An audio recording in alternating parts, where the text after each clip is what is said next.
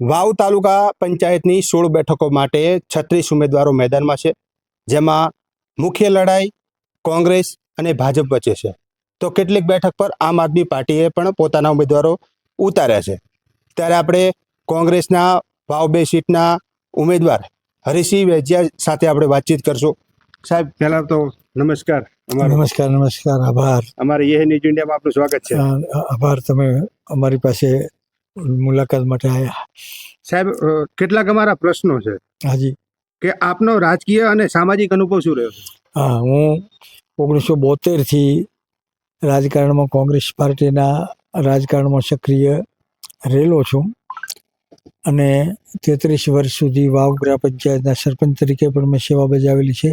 એકવાર હું તાલુકા પંચાયતની ચૂંટણી બિનહરીફ જીતેલો છું. શૈક્ષણિક ક્ષેત્રે હું 34 વર્ષ સુધી શિક્ષક, માધ્યમિક શાળામાં શિક્ષક અને આચાર્ય તરીકે પણ મેં સેવાઓ આપેલી છે.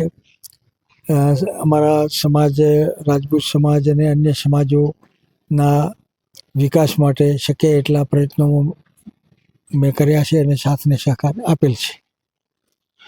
તો ભાજપના જે હાલના ઉમેદવાર છે તે પહેલા કોંગ્રેસના ઉમેદવાર તરીકે જાહેર જ હતા ટૂંકમાં, પણ અંતિમ ક્ષણમાં આપનું નામ ને આપને કોંગ્રેસી મેદાન ઉતાર્યા, શું કહેશો?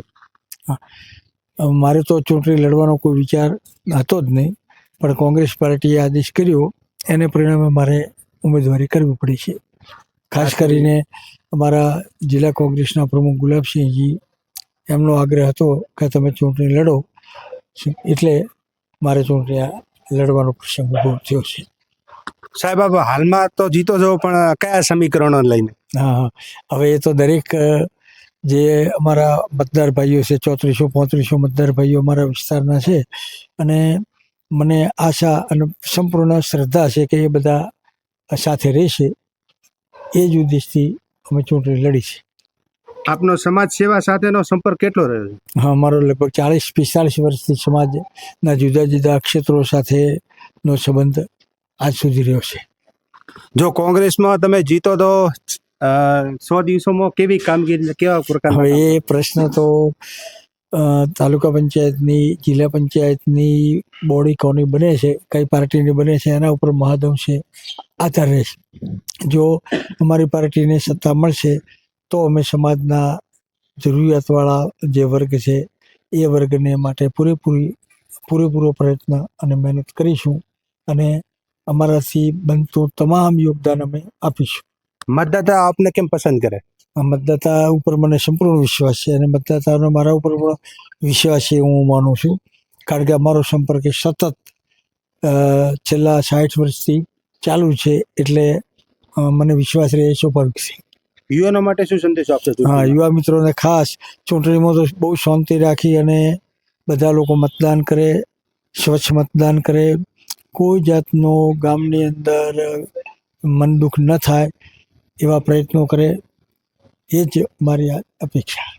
ચૂંટણી દરમિયાન અને પછી આપની 5 મુખ્ય પ્રાથમિકતા શું હશે? હા, એ ખાસ કરીને અત્યારે વાવ ગામમાં પાણી, વીજળી, ગટર, રોડ રસ્તાના પ્રશ્નો અત્યારે મુખ્ય છે અને એ પ્રશ્નો ઉપર અમે વધારે ધ્યાન આપશું. અને સામાન્ય રીતે લોકોની પણ એ જ મુખ્ય અપેક્ષાઓ હોય છે. બાકીનો વિકાસ તો રાજ્ય સરકારની કક્ષાએ કે જિલ્લા પંચાયતની કક્ષાએથી થતો હોય છે, એટલે એમાં તો આપણે મોગણી કરી અને લાભ અપાવવા માટે પ્રયત્ન કરી શકીએ. જીતનો કેટલો વિશ્વાસ? 100% વિશ્વાસ છે કે હું જીતીશ. તો આ હતા વાવ 2ના કોંગ્રેસના ઉમેદવાર હરીસિંહ વેજિયા, કે જેમને હાલ તો જીતનો વિશ્વાસ વ્યક્ત કર્યો છે. યે ન્યૂઝ ઇન્ડિયા, ધ્રુપલ જયસ્વાલ, વાવ થરાદ.